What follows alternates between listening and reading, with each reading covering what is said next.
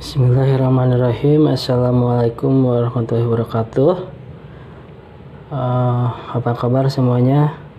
Semoga hari ini dalam keadaan sehat, tidak kekurangan serta apapun.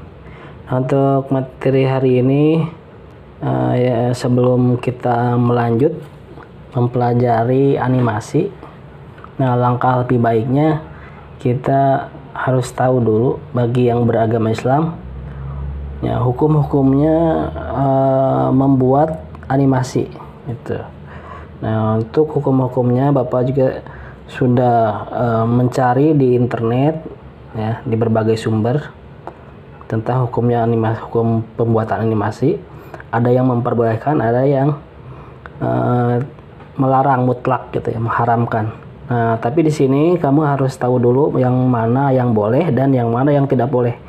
Nah, untuk lebih jelas, kalian bisa menonton video penjelasan dari para ulama. Menurut saya sudah mengambil dari 3 orang ulama ya. Silahkan ditonton terlebih dahulu.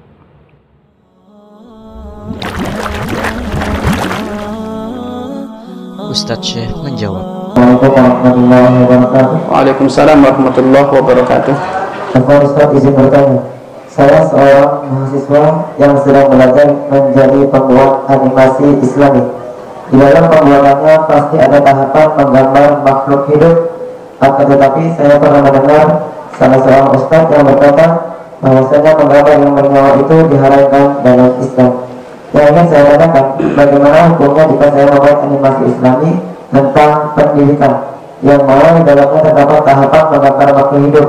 Saya tidak bermaksud apapun, hanya saja saya merasa miris jika tontonan animasi anak-anak Indonesia hasil dari Korea Barat yang sedikit-sedikit membawa ideologi dari bangsa Barat. Syukur. Baik. Baginda Nabi Muhammad SAW bersabda, la'anallahu al-musawwirin. Allah melaknat, mengkutuk, membenci orang-orang yang menggambar. Ini hadis, kalau Anda potong sampai sini, Anda akan menyalahkan orang yang menggambar semuanya. Makanya butuh bimbingan guru. Maksudnya hadis ini apa? Disebutkan oleh para ulama, model menggambar itu ada 5 model.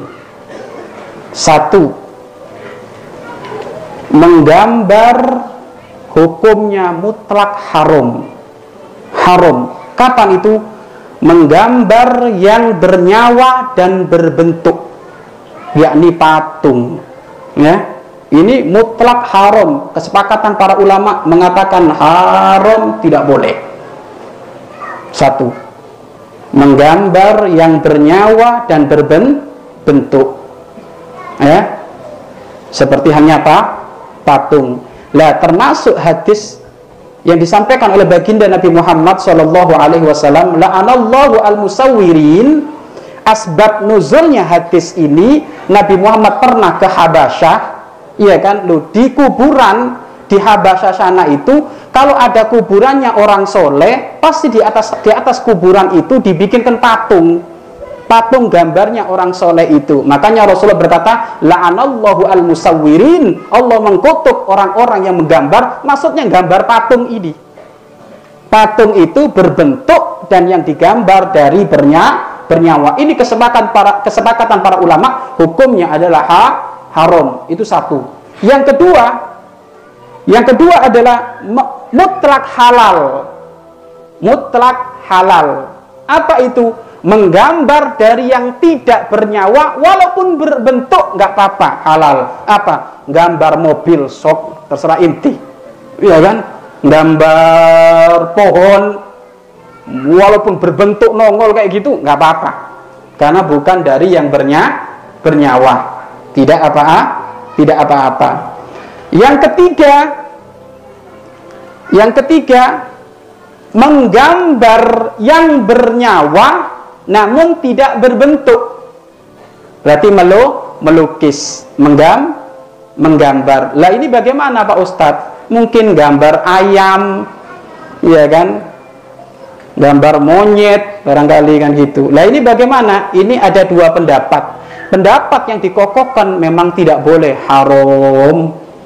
Pendapat yang dikokohkan tidak boleh. Namun ada pendapat yang kedua, walaupun lemah, pendapat ini mengatakan tidak haram.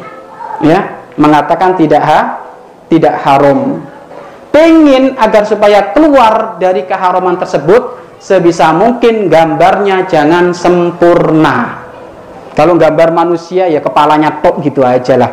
Ya kan? Kira-kira kalau manusia kepalanya tok gitu hidup enggak kan? Ya sudah gitu.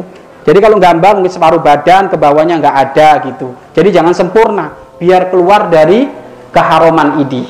Tapi andaikan gambar sempurna pun ikut pendapat yang kedua, memang pendapat lemah mengatakan tidak haram. Tapi jumhur ulama sepakat haram. Itu model yang ketiga. Model yang keempat, fotografi.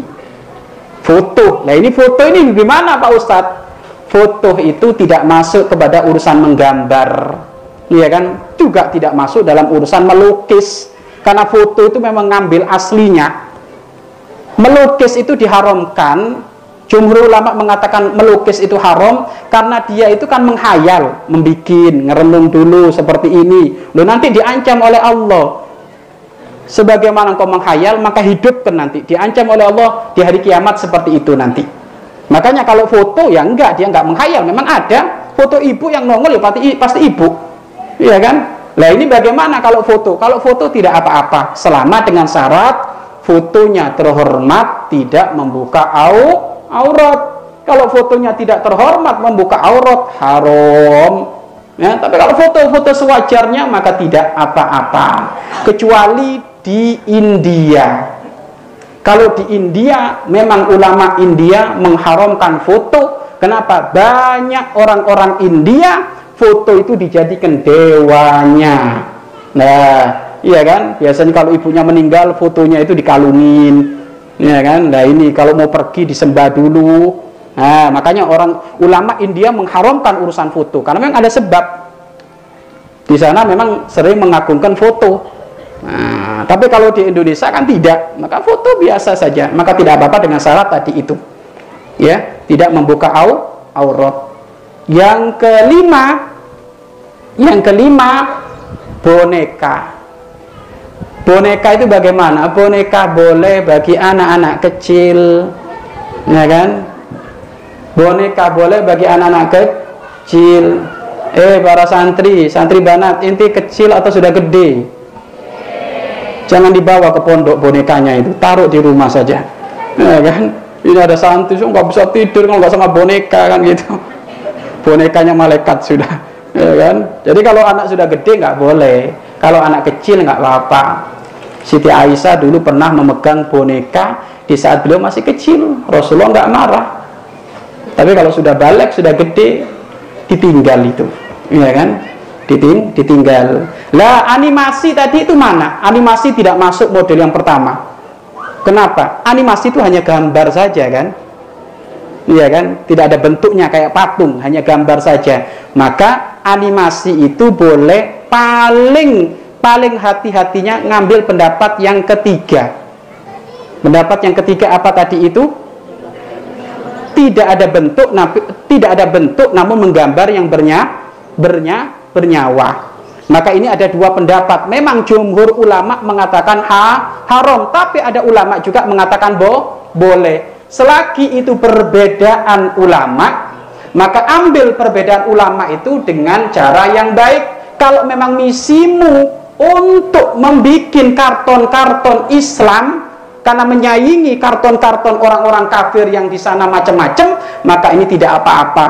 Maka dari sinilah perbedaan ulama bisa kita ambil karena untuk tujuan mulia. Maka tidak masalah, lanjut kamu menggambar seperti itu, tidak apa-apa, ngambil pendapat yang ketiga, modelnya yang ketiga. Tapi kalau yang pertama tadi sudah jelas haram, tidak boleh, ya, haram tidak boleh. Bahkan malaikat tidak masuk ke rumah kalau ada patung-patung seperti itu.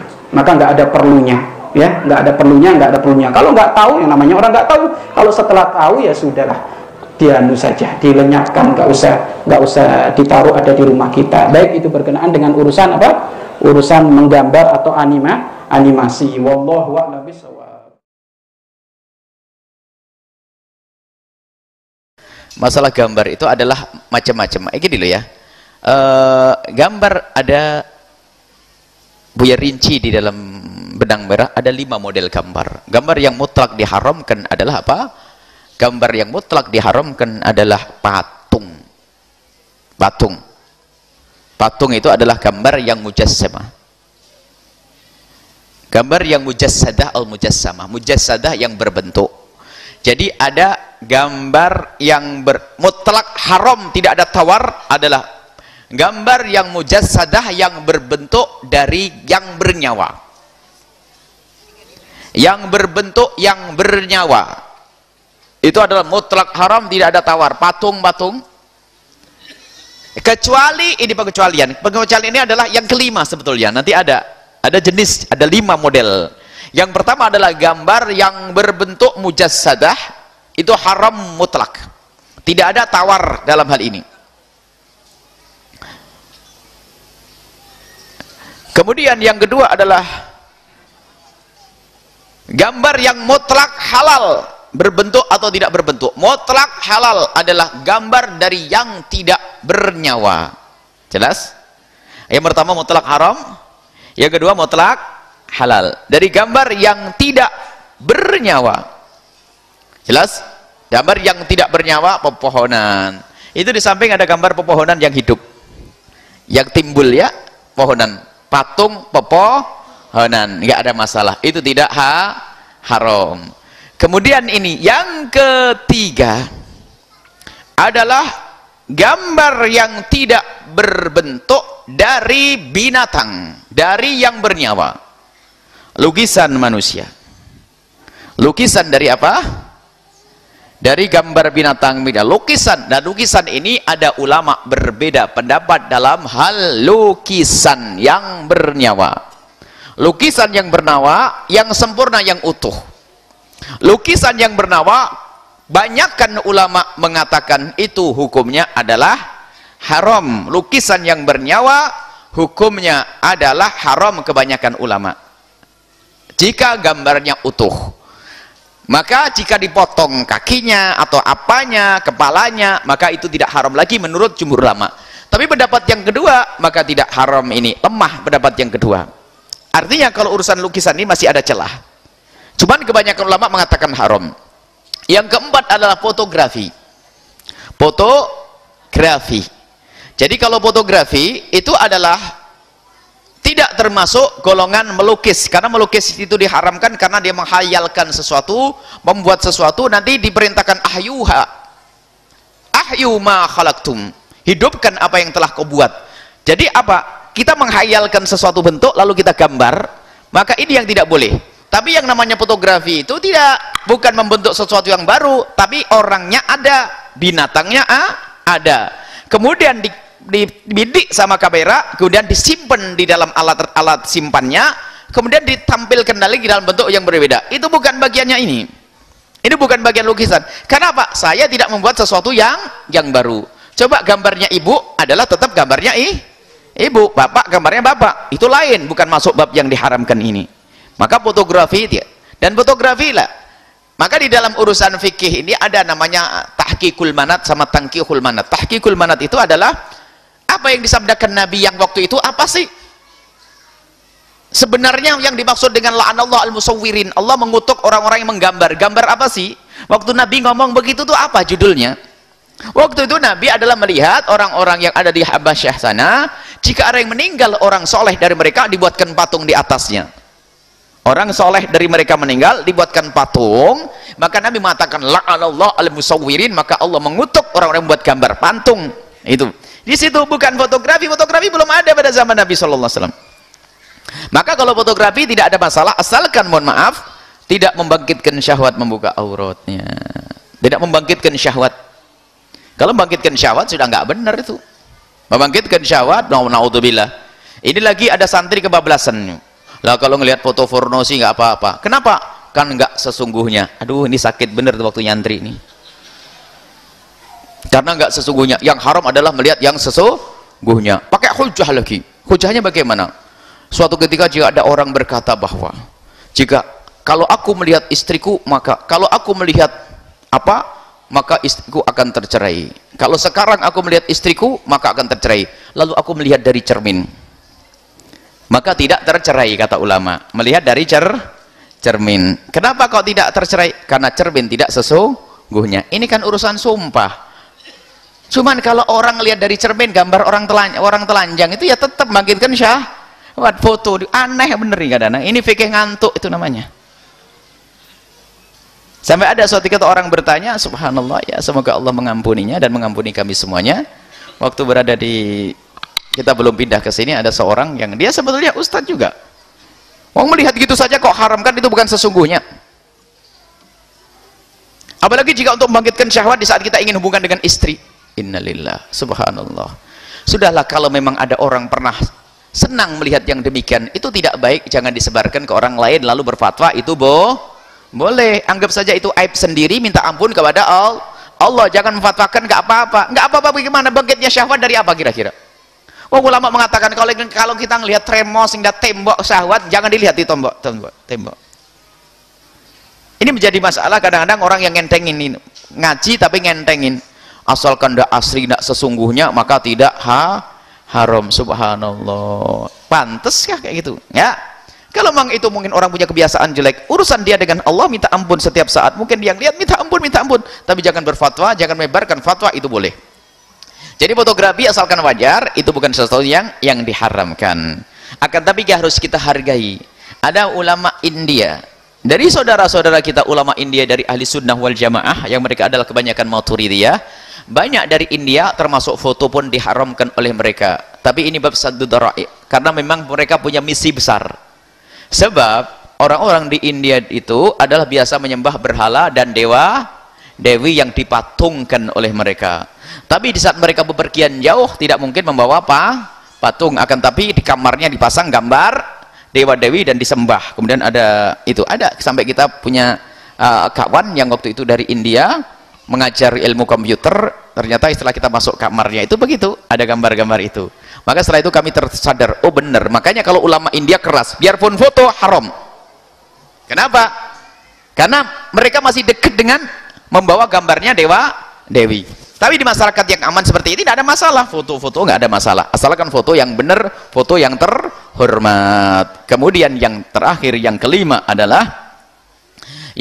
adalah boneka untuk anak kecil itu dimaafkan. Boneka. Jadi ada 5 model foto. Jadi animasi itu bukan termasuk golongan yang pertama, karena itu bukan patung, masih ada celah animasi. Maka buatlah animasi yang benar, animasi yang islami.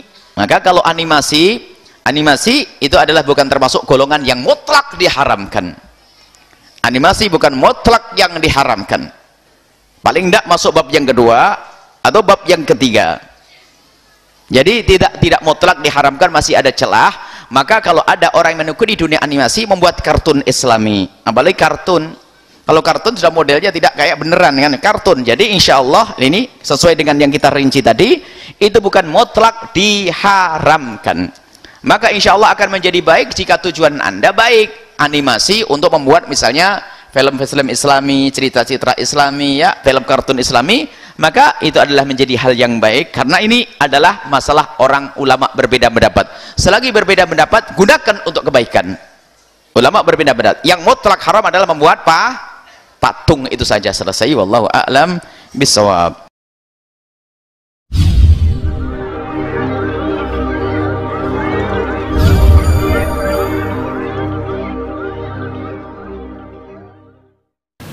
Assalamualaikum Ustaz. Assalamualaikum warahmatullahi wabarakatuh. Nama saya Monty. Saya cuman pertanyaannya nggak terkait sama ini, boleh ya Ustaz? Oke, boleh. Profesi saya sebenarnya kan saya 3D artis ya Ustaz ya. Saya cuman mau nanya mengenai, saya pernah dengar ceramah Ustaz juga mengenai hukum-hukum soal dunia yang menghidupkan nyawa itu. Cuman kan kesini-sini alhamdulillah munculnya konten-konten baik mengenai animasi ya Ustaz ya. Yeah. Apalagi saya juga pernah dengar dari beberapa sahabat saya, kayak ada ulama Syekh Yusuf Qaradawi, dia pernah bilang apabila ada konten-konten yang tidak baik, kenapa nggak dilawan dengan konten-konten baik, apalagi di dunia entertainment. Nah, hukum menghidupkan dalam dunia animasi itu untuk konten-konten yang baik, apalagi sekarang bermunculan, alhamdulillah, itu menurut Ustadz gimana? Apakah baiknya dianjurkan, apa gimana? Oke. Kasih. Saya akan bawa Anda ke nuansa berpikir dulu, ya, dengan dalil dan kerangka berpikir logika yang kuat, supaya kita bisa paham, ya, kapan ini jatuh haram, kenapa disebut haram, dan kapan dia jatuh boleh disebut halal. Bahkan yang haram kapan jadi halal, yang halal kapan jadi haram, itu ada dalam fikih. Jadi ada 4 jenis. Yang jelas halalnya innal halala bayyinun, yang jelas haramnya innal harama bayyinun, ya. Kemudian yang ketiga syubhat, wa bainahuma umurun mushtabihat, syubhat, nggak jelas halal dengan haram. Nanti yang paling menarik, yang keempat, ada yang halal jadi haram, ada yang haram jadi halal, ya, dalam keadaan yang sifatnya disebut dengan darurat. Nah, saya mau bicara dulu tentang konteks pertanyaan Anda. Zaman Nabi itu pertama ada gambar, ya, ada patung, bahkan yang 3 dimensi dan sebagainya.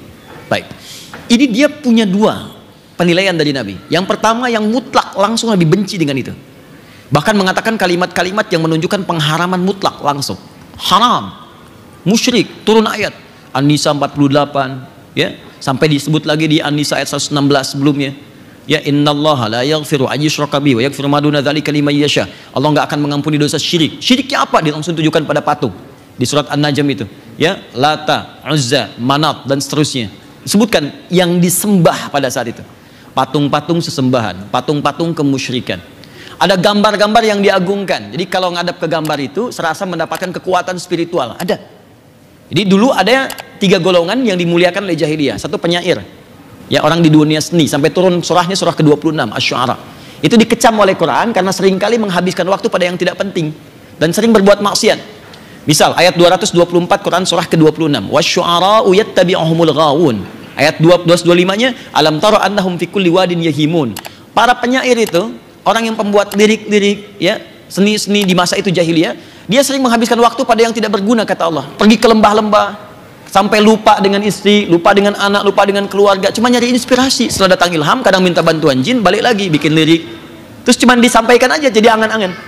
Maka dikenal Imrul Qais, ada Al-Khutai'ah, Nabi Guh Az-Zibyani. Bikinlah karya-karya yang paling hebat, dituliskan kemudian dengan tinta emas, ditempelkan di Ka'bah, disebut mu'allaqatus sab'ah.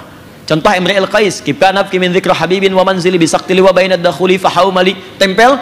Nanti di masa Islam diganti ini dengan kain kiswah, dituliskan dengan Al-Quran dengan tinta emas sampai sekarang. Yang paling menarik, ketika mereka berperilaku ini, Quran tidak langsung mengecam sampai di situ. Ayatnya belum selesai. Sampai ayat 227-nya langsung muncul kalimat illal ladzina amanu wa amilus shalihat. Kecuali penyair-penyair beriman yang dia membuat lirik-lirik menjadi amal saleh. Maka muncul Hasan bin Thabit, di sana membuat ejekan tentang Islam, di sini membuat puisi membela Islam. Di sana bikin lirik mencela Islam, di sini bikin lirik kemudian memuji Nabi, memuji Allah dan mempertahankan Islam. Dan itu diakui oleh Al-Quran, ditetapkan sebagai syairun Nabi, pujangganya Nabi sallallahu alaihi wasallam, artisnya Nabi. Oke, sisi lain ada langsung bidang-bidang tadi, gambar, ya, kemudian patung, yang sama dimensi, bahkan 3 dimensi, 4 dimensi. Aisyah radhiyallahu taala anha punya mainan dumyah, boneka dari kuda-kudaan. Ada. Sebagian yang gambar-gambar nggak elok, Nabi bilang ini tutup nih, buang Aisyah. Tapi yang lain, kata Nabi nggak apa-apa, pakai aja. Ini artinya ada yang dibolehkan, ada yang tidak. Maka ulama fikih mengatakan, ketika tidak dibolehkan, sifatnya diturunkan. Semua sifat ini, walaupun wujudnya beda, bentuknya tidak sama. Zaman jahiliyah nggak ada animasi, kan? Yang ada real, nyata. Sekarang ada, tapi sifatnya sama. Sifatnya kemusyrikan, film kartun, tapi dikenalkan dengan unsur agama lain. Dibawa jadi pahlawan, tapi isinya ajakan untuk menyembah kepada, maaf ya, kepercayaan lain dan sebagainya. Itu nggak boleh, haram hukumnya. Tapi sisi lain, kalau yang Anda kerjakan pada nilai kemuliaan, dan itu jadi wasilah yang sangat efektif untuk menerangkan nilai keislaman, maka hukumnya naik jadi boleh, mubah, bahkan sunnah. Ketika itu bisa digunakan dan tidak ada yang lain. Bikin pejuang Islam, bikin cerita tentang Zaid bin Thabit, bikin cerita tentang Usamah bin Zaid, bikin cerita tentang Khalid bin Walid, bikin animasi.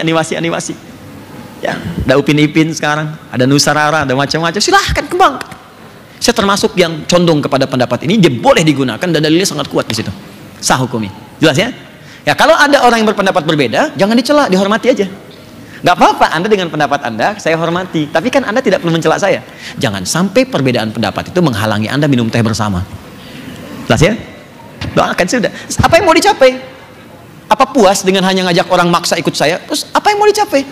Anda ngajak tapi saya nggak suka. Kata Buya Hamka, itu munafik yang paling dalam. Diajak ke sebuah tempat agama tapi mengingkarinya.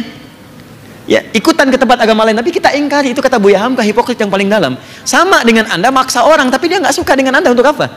Kita hargai kan? Saya ada pendapat, yang penting dalil di sini. Yang kunut ada dalilnya, yang tidak kunut ada dalilnya. Yang salah yang tidak sholat subuh.